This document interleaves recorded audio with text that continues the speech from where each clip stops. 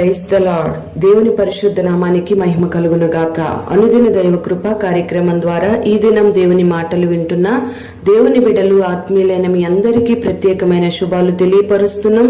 నా దేవుడు నిశ్చయముగా మిమ్మల్ని ఆశీర్వదించును గాక. ఇర్మియా గ్రంథం 29వ అధ్యాయం 12వ వాక్యంలో, మీరు నాకు మొర్రపెట్టుదురేని, మీరు నాకు ప్రార్థన చేయుచు వద్దురేని, నేను మీ మనవి ఆలకింతును అని ఈ వాక్య భాగంలో రాయబడి ఉంది.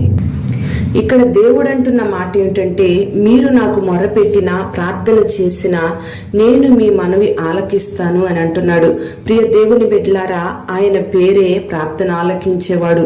మరి ఆయన ఎవరి ప్రార్థన ఆలకిస్తాడు, ఎప్పుడు ఆలకిస్తాడు అని మనం గమనించినట్లయితే లూకాసు వార్త 3వ అధ్యాయం 21-22 వాక్యాలలో మనం గమనిస్తే, యేసయ్య బాప్తిస్మం పొందిన తరువాత ప్రార్థన చేయడం ఈ వాక్య భాగాల్లో మనం గమనిస్తూ ఉంటాం.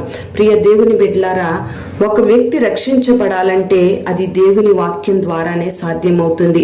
మరి బాప్తిస్మాన్ని గూర్చి అనేక మంది శాస్త్రులు, పరిసయ్యులు వ్యర్థమైన వాదనలు వాదిస్తూ వచ్చారు. కానీ అనేక మంది దైవ చిత్తములో, దేవుని ఏర్పాటులో ఉన్న బిడలు అనేక మంది రక్షించబడుతూ మారు మనస్సుతో కూడిన బాప్తిస్మాలు పొందుతూ ఉన్నారు. మరి చాలా మంది పెళ్లి బాప్తిస్మాలు పొందుతున్నారు. కానీ దేవునికి కావలసింది మారు మనస్సుతో కూడిన బాప్తిస్మం. మరి ఆ బాప్తిస్మాన్ని పొందినట్లయితే దేవునికి ఇష్టంగా ప్రతి ఒక్కరూ మార్చబడతారు. మరి ఈ బాప్తిస్మం అనుభవాల ద్వారా, బాప్తిస్మం పొందిన తరువాత ప్రార్థన చేయడం ద్వారా ఇక్కడ ఈ వాక్య భాగంలో 3 కార్యాలు జరిగినట్లుగా మనం గమనిస్తాం. మొదటిగా ఆకాశం తెరవబడింది. మరి ఎవరైతే ప్రార్థన చేస్తారో వారి కొరకు ఆకాశం తెరవబడుతుంది. ఆకాశం తెరవబడితే నీ కార్యాలన్నిటినీ కూడా దేవుడు ఆశీర్వదిస్తాడు. నీ కొరకు ఆకాశం అనే మంచి ధననిధిని దేవుడు తెరుస్తాడు. ఆ ధననిధి నీ కరువును తొలగిస్తుంది, నీ అవసరతలను తీరుస్తుంది, నీకు సమృద్ధిని కలుగు చేస్తుంది. మరి ఈ మంచి కార్యం నీ జీవితంలో జరగాలంటే, ఆకాశ వాకిళ్లు తెరవబడి నీ కుటుంబం సమృద్ధిగా ఉండాలంటే నువ్వు తప్పక ప్రార్థన చేయాలి. బాప్తిస్మం పొందిన నీవు ప్రార్థన చేయగలిగితే నిశ్చయముగా నీ కొరకు ఆకాశం తెరవబడుతుంది.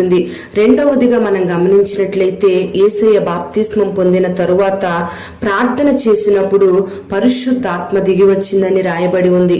పరిశుద్ధాత్మ శక్తిని ఎవరైతే పొందుకుంటారో వాళ్ళు పావురం వలె నిష్కపటంగా జీవించగలుగుతారు. ఆత్మతో సత్యముతో ప్రభువుని ఆరాధన చేయగలుగుతారు.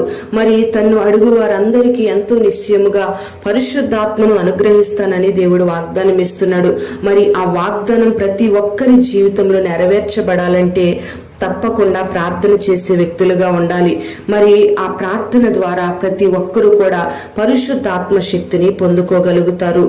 మూడవదిగా మనం గమనిస్తే, ప్రార్థన చేయడం ద్వారా పరలోకం నుంచి ఒక స్వరం సాక్ష్యం ఇస్తున్నట్లుగా ఈ వాక్యాలలో మనకు కనబడుతుంది. ప్రియ దేవుని బిడ్డలారా, మరి దేవుని ద్వారా యేసయ్య వలె నువ్వు కూడా సాక్ష్యం పొందుకోవాలి అంటే యేసయ్యలో ఉన్న బలమైన ప్రార్థన అభిషేకాన్ని నువ్వు కలిగి ఉండాలి. ఉపవాస ప్రార్థన, కన్నీటి ప్రార్థన, మోకాళ్ల ప్రార్థన, పట్టుదల కలిగిన ప్రార్థనాత్మను నువ్వు కలిగి ఉండాలి. మరి అటువంటి ప్రార్థన నువ్వు చేయగలిగినట్లయితే నీకున్న సమస్యలన్నీ తొలగిపోవడమే కాదు, నీ సమస్యలలో నీకు జయం కలగడం మాత్రమే కాదు, గాని దేవుడు నిశ్చయముగా నిన్ను గూర్చి, ఈయన నా ప్రియ కుమారుడు, ఈయన యందు నేను ఆనందిస్తున్నానని ఒక గొప్ప సాక్ష్యాన్ని నువ్వు వినగలుగుతావు. నువ్వు చేస్తున్న ప్రార్థనను బట్టి దేవుడు నిన్ను గూర్చి సాక్ష్యం ఇస్తాడు.